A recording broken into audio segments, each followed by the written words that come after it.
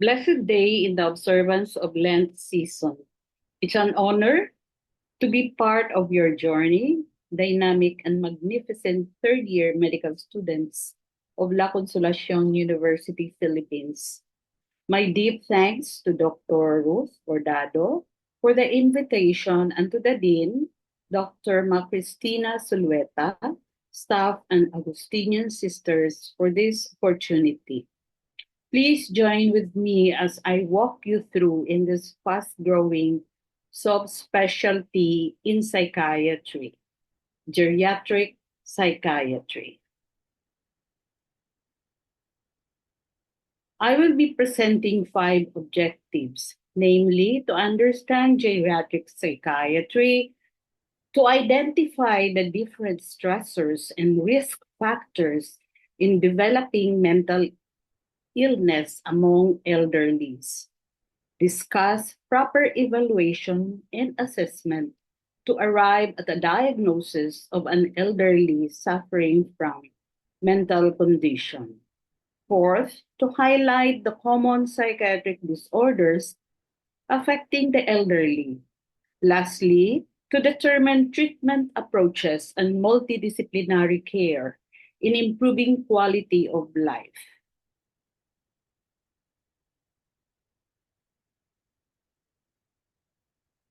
As a situationer, let me share to you the aging Philippines.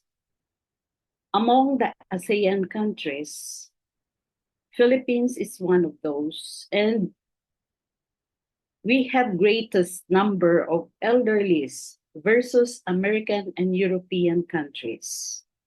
In 2015, 7.5 million Filipinos were aged 60 years and above. And in 2020, 5.86 million Filipinos were aged 65 years and above. It is now estimated that 9.2% of the total estimated population are elderly in 2025. So we expect that in 2030 and 2035, the population of Filipino older persons will be double in size. Thus, we have to prepare ourselves or our country about this problem. It's wise to know aging in the Philippines, knowing functional elderly, and the term versus Oliani.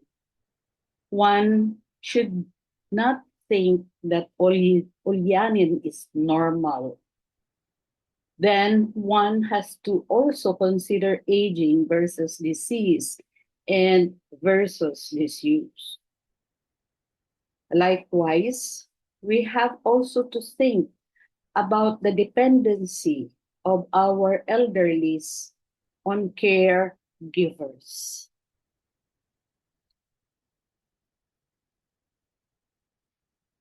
So what is geriatric psychiatry?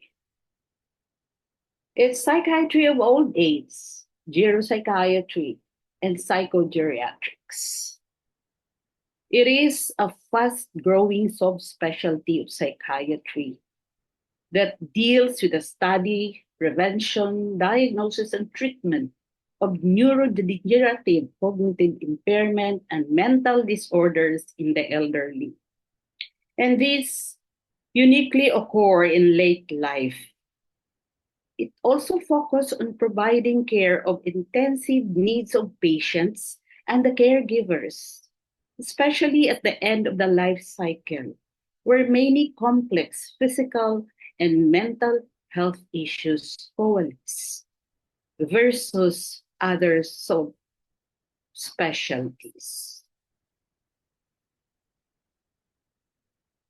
So the management of elderly patients requires knowledge about the possible differences in mental health presentation, the frequent coexisting and complicating chronic medical diseases.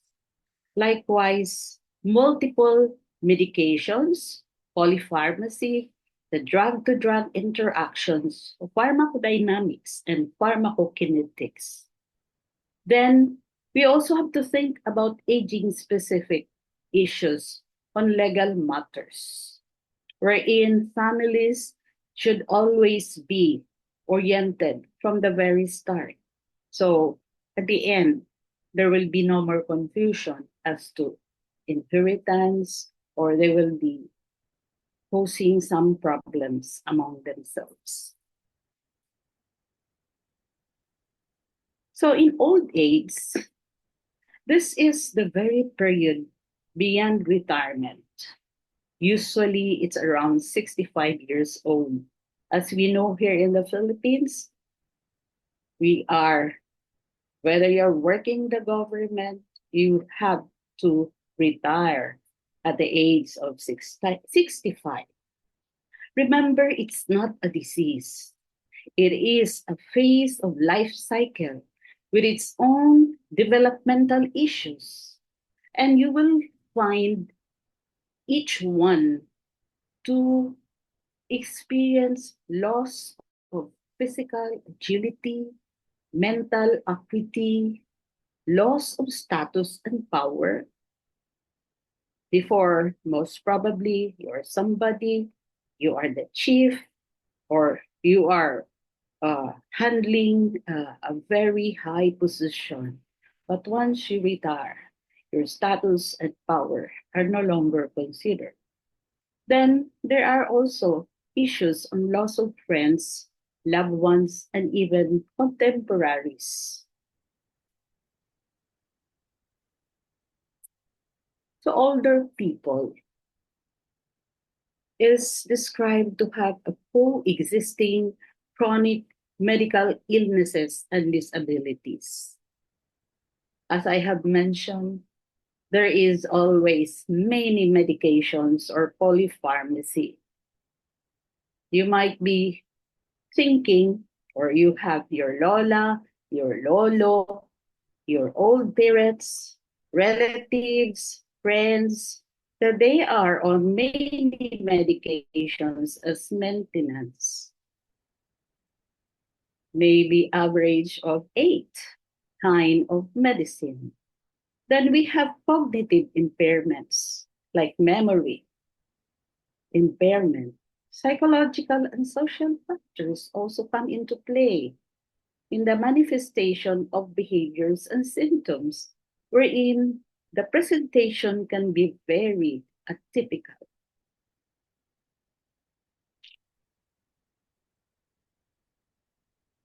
This is a review with Erik Erikson, Psychosocial Development.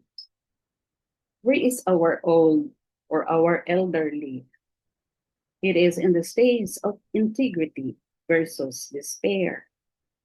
So if we have to differentiate well, old, and the sick old, the well old is healthy aging.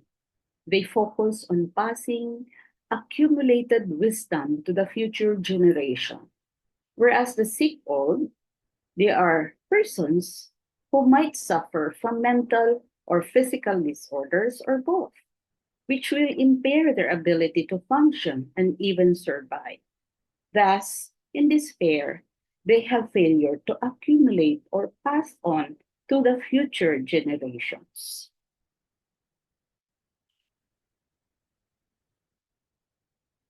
So, as I have said, the elderly is a growing population, and even in the upper age groups.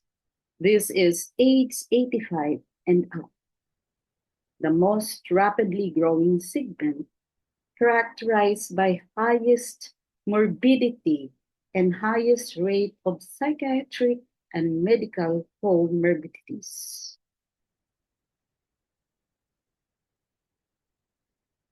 It would be wise to understand what are the stressors in our elderly population.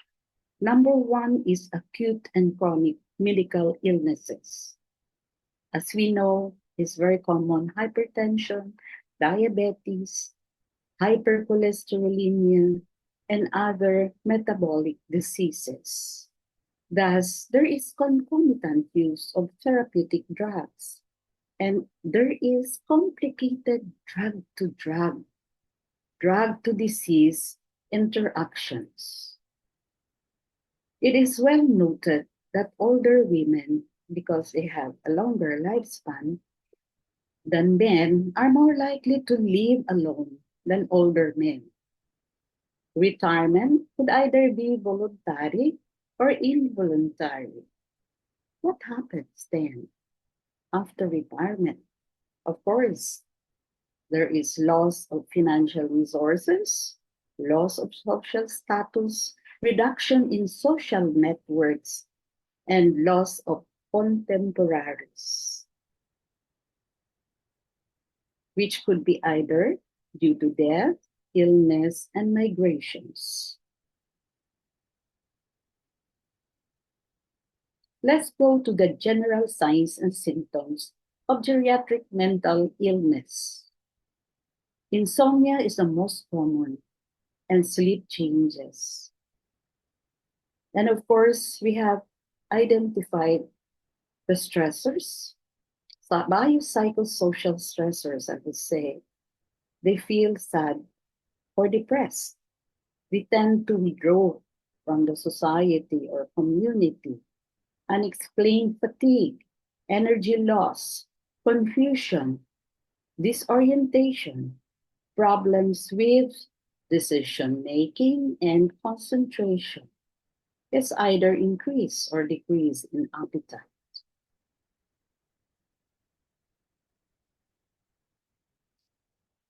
So if we have to understand our elderly, just like any life stage, we have to have a complete, accurate psychiatric history, general data, chief complaint, onset, informant, and reliability of the information, history, present illness, past medical and psychiatric history, family medical and psychiatric history, personal history, substance history, legal history, and very important is review of medications. We have to get the list of medications from our elders.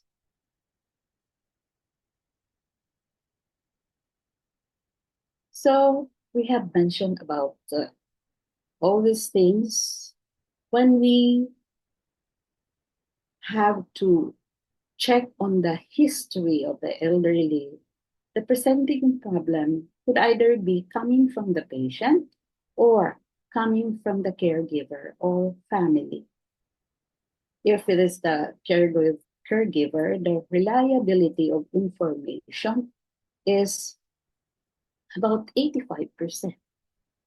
Then, if we have to elicit the history of present illness, it's very important to know if there was a history of falls, incontinence, functional loss, which can be initial signs of underlying illness. Then past medical and psychiatric history, past operations, confinements, and even an effect of a medical illness, history of confusion, delirium, or during post-operative care. Family history, whether medical and psychiatric history, is important. The presence of longevity, the presence of neurodegenerative diseases, Parkinson's diseases, mood disorder, psychotic disorder, anxiety disorder, and other common psychiatric disorders. Always ask for the substance history, especially about alcohol and other substance use and abuse. Then again, review of medications. In addition, we have to check on the cognitive disturbance, problem with memory, then independent history of family member, especially when patient presents with cognitive impairment, memory problem.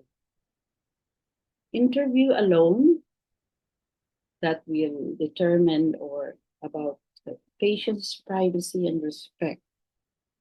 Then elicit suicidal thoughts, paranoid ideations, and always preserve doctor to patient relationship to be ethical.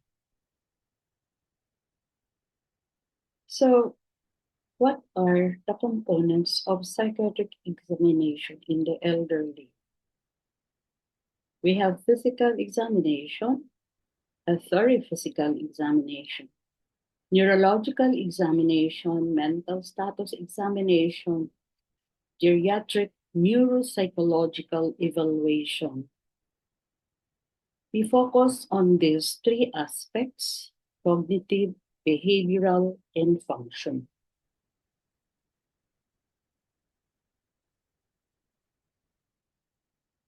So, I think you were taught how to do or conduct mental status examination. It's almost the same, only the mental status examination takes time when our clients are elderly. Still, we follow the GABA, general appearance, behavior, activity, attitude. This is a review. And then mood and affect. This is the mood is subjective. The person's sustained emotional state, whether patient is euthymic, depressed, elevated, dysphoric, anxious, irritable. Those with frontal lobe dysfunction, they have tendency to make puns, jokes, then laugh aloud at them, according to Richard Salk. Usually, these are those suffering from frontotemporal lobe dementia, which is very difficult to treat. Then affect, that is objective, person's observable expression of emotion, whether it is congruent, inappropriate, flat, planted, or restricted. But if there is dominant lobe dysfunction, we call it there is inability to express emotions. That is what we call dysprosody.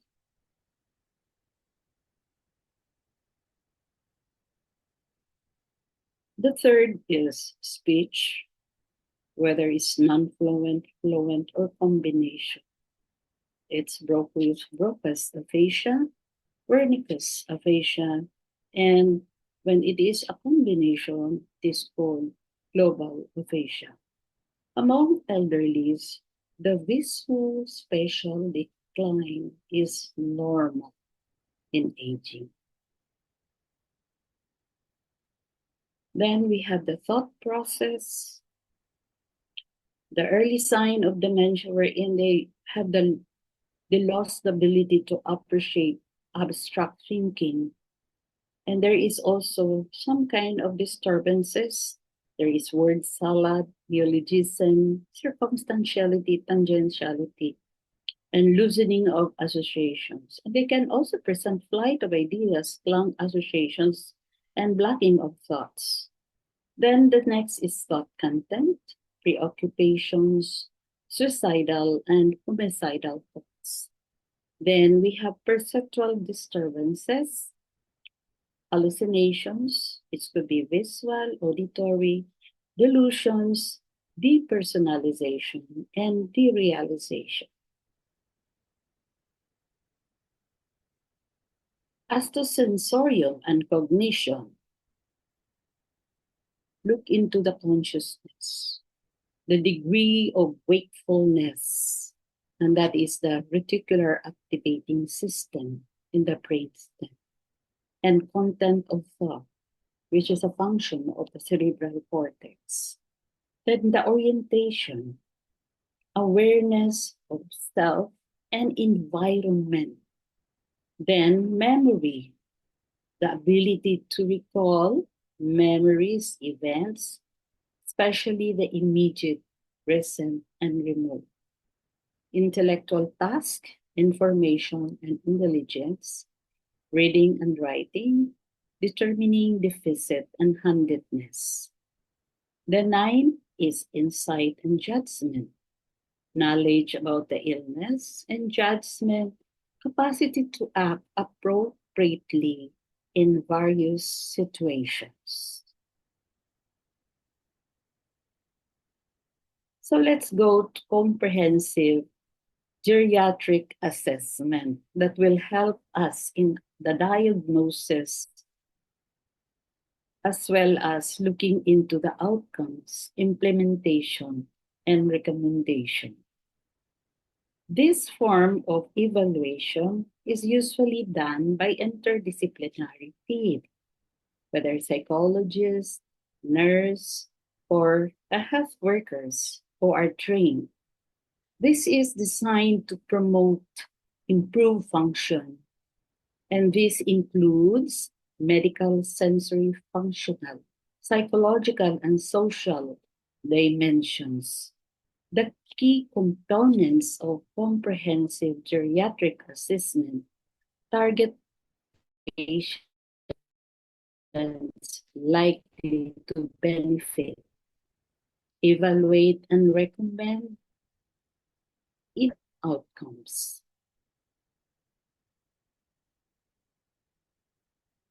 So we have the parameters in order to assess our elderlies. We have activities of daily living, instrumental activities of daily living, hearing, vision, the mini nutritional assessment, mini mental status examination, the GDS or the geriatric depression scale, and the gait evaluation and frailty. So it is just interpreted as positive, negative, and we are going to discuss this one by one in the succeeding slides. So for the functional assessment, wherein the independent functional status is evaluated, we have the basic activities of daily living by COTS. That includes a very simple activities of daily living, like bathing, dressing, toileting, transferring, continence, and feeding. Whereas the instrumental activities of daily living by Lawton is more, I would say, complex. Let's see the next slide. So this is COTS activities of daily living, as I have mentioned, regarding bathing, dressing, toileting, transferring, continence, and feeding. And this is scored whether it is 1.0.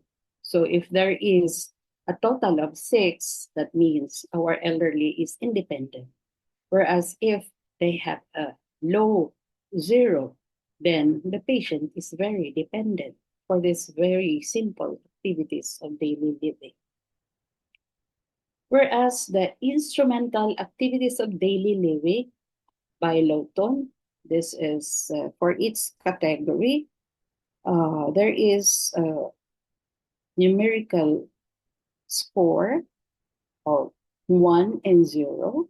There are ability to use the telephone, shopping, food preparation, housekeeping, laundry, mode of transportation, responsibility for medication, and ability to look into the finances. So it really depends in what states the elderly population. So this is related with the activities of daily living as well as how they are able to carry activities.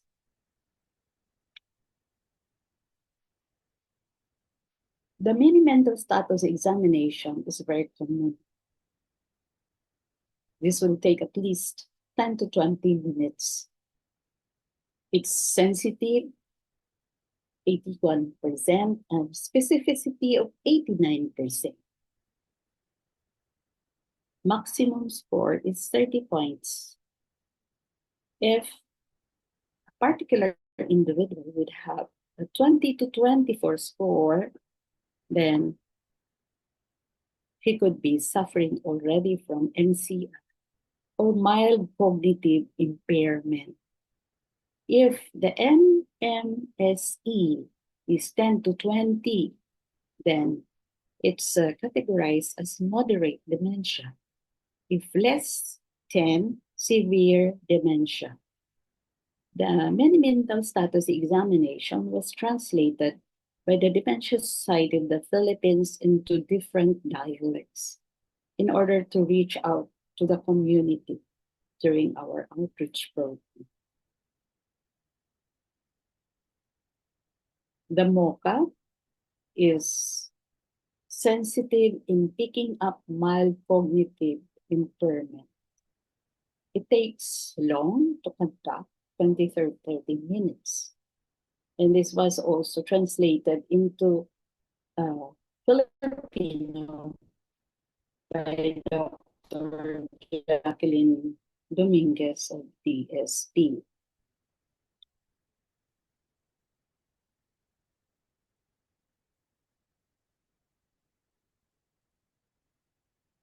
So this is just to show to you the mini mental state examination. You can download in www.dementia.org.ph, both Montreal or MOCA, in the MOCA P. Next slide. Okay, so what is GDS? That is Geriatric Depression Scale. It is designed specifically and validated to use in older adults.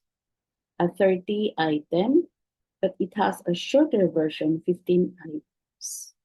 It is easy to use and it takes 2 to 7 minutes to administer with a sensitivity of 84% and specificity of 91%.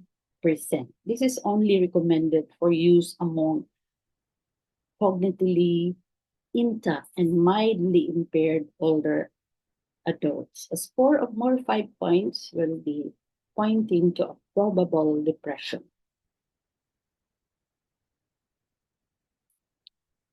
Another comprehensive geriatric assessment is AD dementia screening. It is sensitive in detecting early cognitive changes associated with many conditions. Dementing illnesses, Alzheimer's disease, vascular dementia, and others. It is administered to either the informant, preferably, or the patient. Sensitivity is 84% and specificity is 80%. Cutoff is 0 to 1, normal cognition, 2 or greater, cognitive impairment is likely to be present.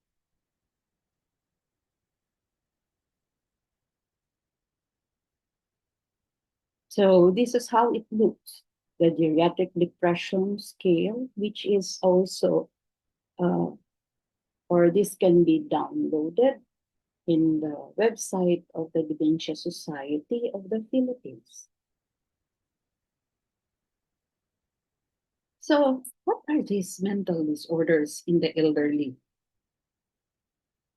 About 25% of the general old age population has mental disorders.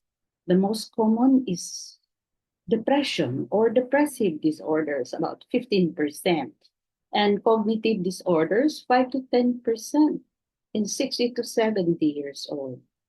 Others are phobias, alcohol use and abuse, and there is high risk for suicide and drug-induced psychiatric symptoms.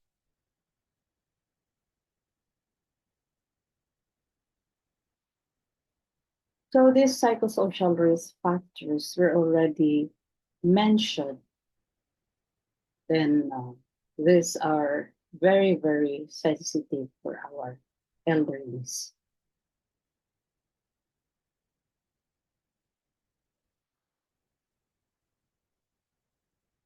So very important is to know the 3 Ds of geriatric psychiatry: delirium, dementia, and depression. We have to compare delirium from dementia. Onset is abrupt in delirium, dementia is insidious and fluctuating, the course in delirium, and slow decline in dementia. Duration is hours, weeks in delirium, dementia, months and years. So the rest, attention is impaired. Likewise, in dementia, this is very uh, obvious in the later stage. They have word finding difficulties, impoverished thoughts, and present in later stages, whereas in delirium, their orientation, attention is impaired, speech incoherent, disorganized delusions, and hallucinations are present.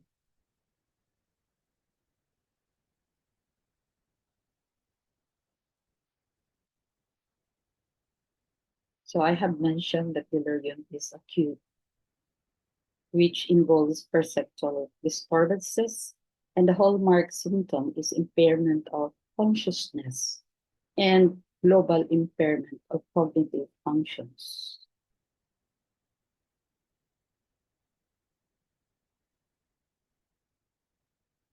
So this is the DSM-5 diagnostic criteria for delirium, which we use to label or to diagnose our patient. So what major neurocognitive disorder? These are the group of dementia. It's progressive, as I have mentioned, and the most common is Alzheimer's. This is about 70%, followed by vascular dementia, 50%, and others about 5 to 3%. Aging is the most established risk factor. And this is the criteria for major neurocognitive disorders that we psychiatrists do use.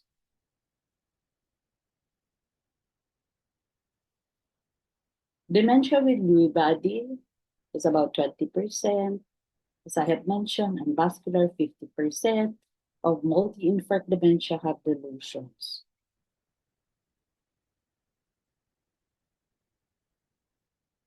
Okay. Depression among elderlies is always or seems to have denial. They have reluctance to acknowledge symptoms. And this may mislead clinicians as they only complain of fatigue, sleep difficulty, and then to look at depression as a normal reaction and functional disability regarded as inevitable because of their age. So this is the diagnostic criteria of depression, which is also applicable to not only to the elderly, but other stages of life of an individual.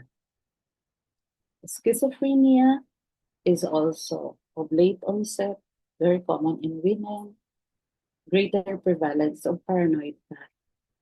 They cannot care for themselves.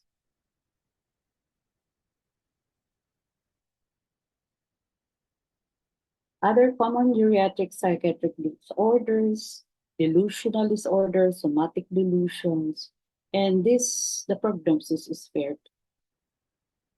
Best results achieved with combination of psychotherapy and pharmacotherapy.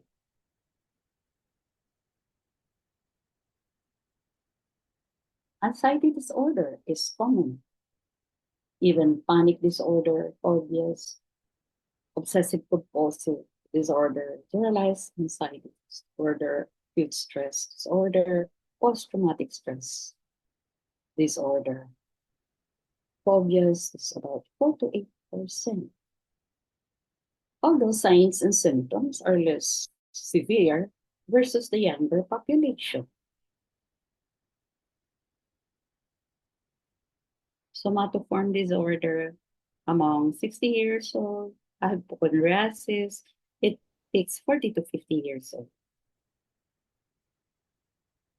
Other common geriatric psychiatric disorders include alcohol and other substance abuse disorders.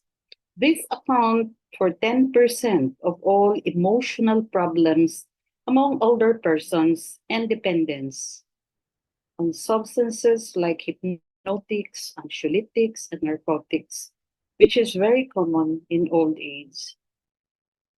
Patient's profile and history will reveal excessive drinking began in young, middle adulthood, medically ill, they have liver cirrhosis and other liver diseases.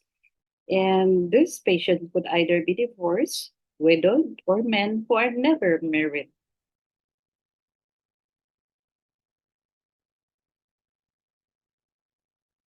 So, as I mentioned a while ago, these are abused hypnotics, anxiolytics, and narcotics.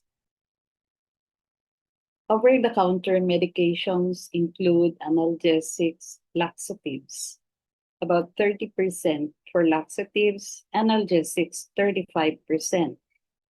And mind you, even caffeine and nicotine. This substance seeking behavior is rare in older population, wherein crime, manipulativeness, and antisocial behavior is not seen.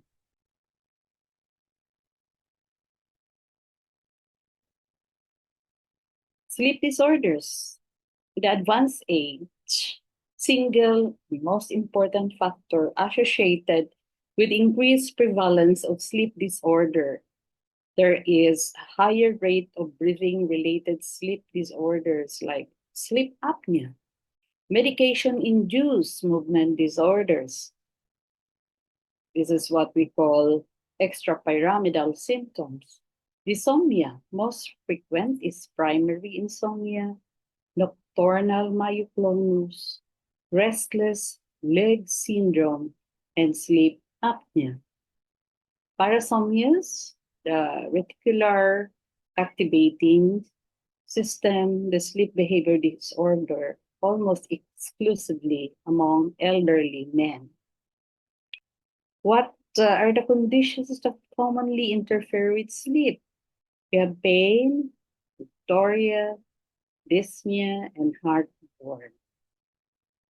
And for those older persons without daily routines.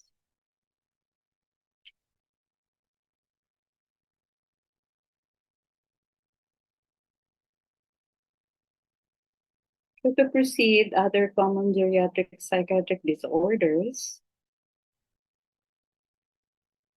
I mentioned this already, that among elderlies, there is higher risk for suicide.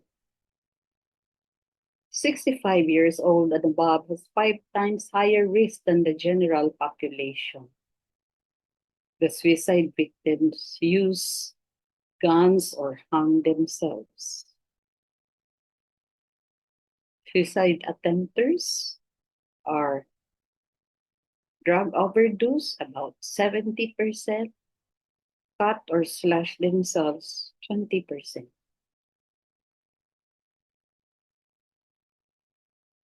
Let's go to the management of the elderly. We have gone through psychiatric history, psychiatric examination, neurological examination, the common comprehensive geriatric assessment. Then we have to establish the diagnosis in order to start with pharmacotherapy and at the same time psychotherapy, then the nursing homes.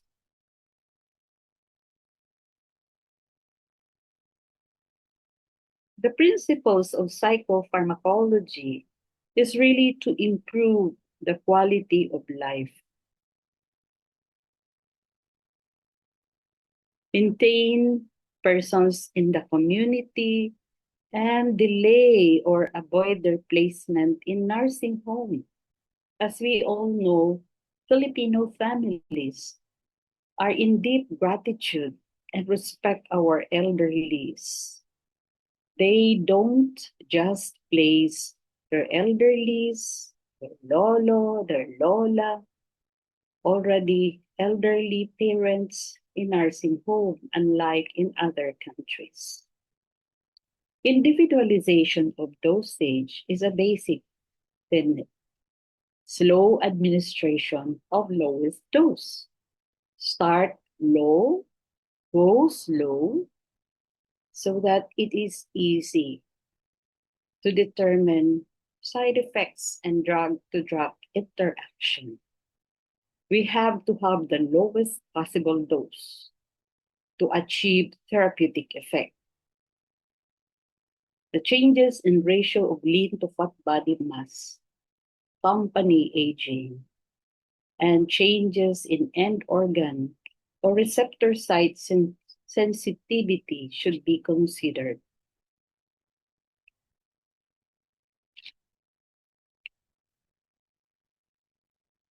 So psychopharmacology, I did not give you examples of this.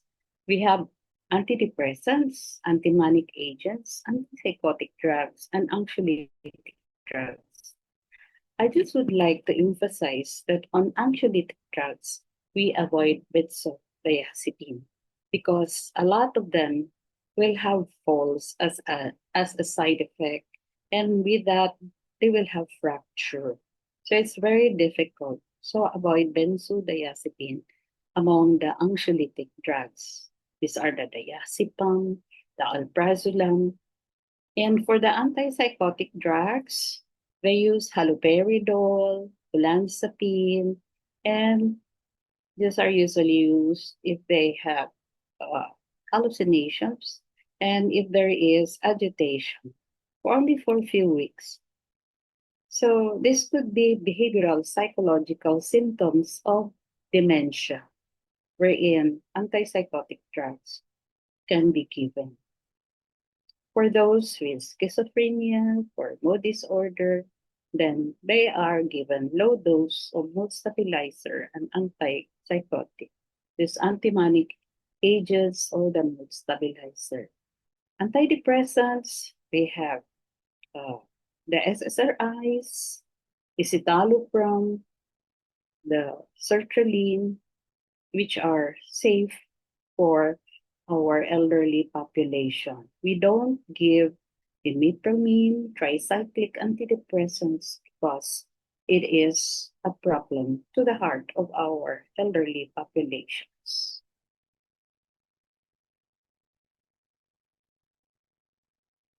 Psychotherapy of geriatric patients is very important. It's not only in the nursing home that this is given. It could be also in the clinic. Most of the time, they have supportive psychotherapy, insight-oriented therapy, the cognitive therapy, the here and now, translating the positive or the negative schemata into positive. Then we have group and family therapy, which is very helpful. This is sharing actually among the clients as well as the family and the caregivers. And this is given by trained health workers. In nursing homes, there are a lot of issues in qualities of service. But if the family is only one working, they really have to bring their grandparents, or mother or father to nursing homes. But if you have a big family and who are dedicated and passionate to take care of the old, then that would be a very great uh, bonus for the elderly population. The focus here is really quality of life. The ongoing challenge and cultural differences are there, even in the Philippines. So, improving quality of life is very important.